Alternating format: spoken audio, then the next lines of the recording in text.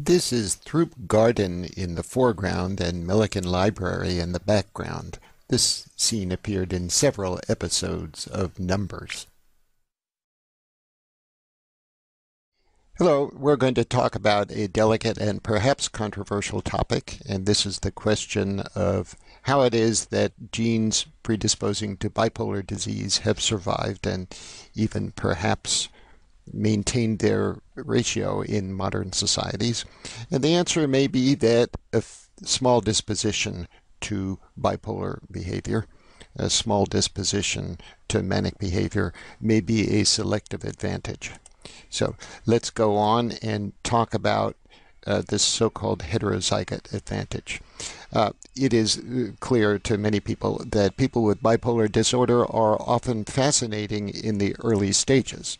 Indeed, I have a psychiatrist friend who says that everybody needs to fall in love in his life with one bipolar person. Bipolar people often receive favorable notice in high-functioning environments.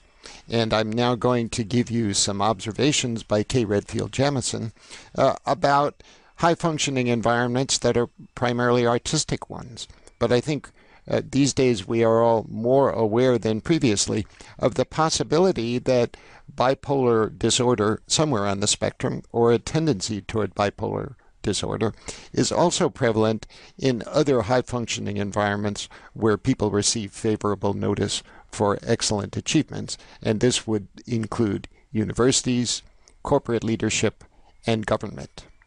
So in her book, Manic Depressive Illness and the Artistic Temperament, K. Jamison gives an illustrative rather than a comprehensive list of people who certainly suffered from a mood disorder because their mood symptoms predated their other conditions, but when most of these artists and writers and composers, poets lived, there was no DSM-4, there was not even DSM-3, and there was no clear distinction between neurology and psychiatry, and no way to talk about bipolar disease, certainly no way to distinguish among bipolar 1 or 2 or 3.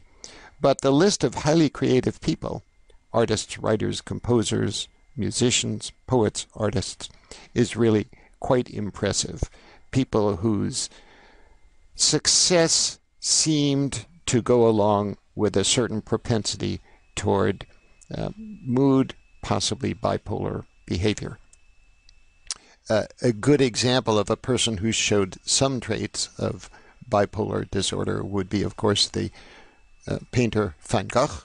In his rather short lifetime, 47 years, he was vastly prolific with 750 paintings, 1,600 drawings, 700 letters. He was born and raised in the Netherlands, moved to Paris, where many artists lived at that period. In Arles, he was hospitalized after cutting off his own ear, an obvious manic state of one sort or another, and then 2 years later, he shot himself. So here is a progression of self-portraits of Van Gogh over this remarkable 4-year period. Statements like this might seem hypomanic to us. I'd like to do portraits which will appear as revelations to people in 100 years' time. Here's another self-portrait of himself with the bandage over the ear that he cut off early 1889. Here are two remarkable portraits of his physician, Dr. Gachet. At the time, it was not possible to distinguish between neurologists and psychiatrists. Here is a more or less classical painting of Gachet. Here's one in Van Gogh's famous style of emphasized brush strokes. Gachet is pensive. He may be worried. The plant may have medicinal value, but I'm not sure which plant it is, and we can have some discussion about this. And finally, one of Van Gogh's most famous paintings, most experimental, and possibly his last one, just before he shot himself. So clearly, highly creative behavior is along the mood disorder spectrum and along the bipolar spectrum in ways that we do not understand.